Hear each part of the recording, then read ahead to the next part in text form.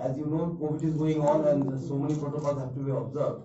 Despite that fact, we are going ahead with the blood donation camp, and I feel আমরা বলি অনেক সময় CSR blood ডোনেশনটাকে উত্তম CSR, সবচেয়ে ভালো CSR সেটাই, কিন্তু রক্ত তো আর বানানো যায় না, কেনাও যায় না, সেটা দানই করতে হয়, মানুষ মানুষকে দান করে।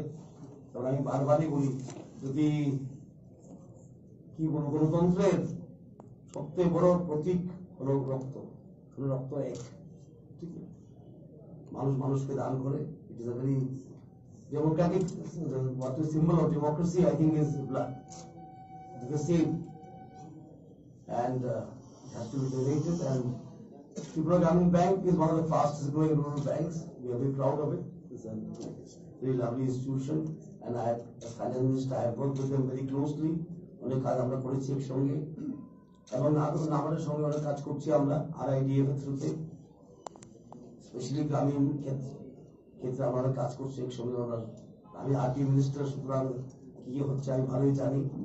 আর বিশেষ করে ওদের সঙ্গে কাজ করছি আমরা, সেটা ট্রেডা পাওয়ার ডিপার্টমেন্টের, যেটা রিনিউয়েবল এনার্জি, এবং কুসুম স্কিমে, PM কুসুম বলে নতুন স্কিম আমাদের প্রধানমন্ত্রী, সম্মানীয় প্রধানমন্ত্রী লঞ্চ করেছেন।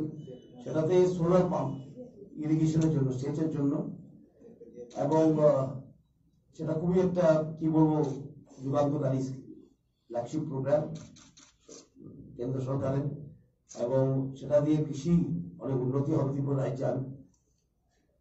এবং এই স্কিমে কি আছে, 1 হর্স পাওয়ার পাম্পের বেনিফিশিয়ারি মাত্র দেবে 2500 টাকা, অথচ একটা সোলার পাম্পের দাম হলো 2,25,000 টাকা। Beneficiary share only 25,000 rupees. এবং সারা ভারতবর্ষে কিন্তু পাম্পই দিচ্ছে, অন্য কিছু করছে না।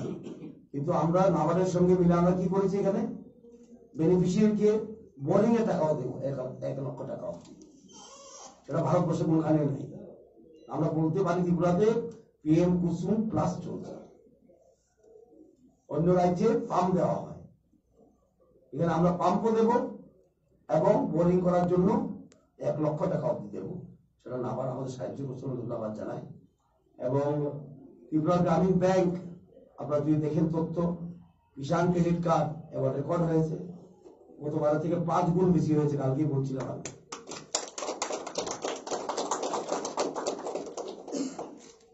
এবং কৃষিকে আমাদের সরকার কৃষিকে সর্বপ্রথম আমরা এটা গুরুত্ব দিচ্ছি, কারণ আপনারা জানেন ত্রিপুরা রাজ্যে is a mineral free state. There is no mineral, there is no coal, there is no mica, there is no iron and ore, there is no other mineral except we have a gas, that's all, but that we are utilizing for generating electricity.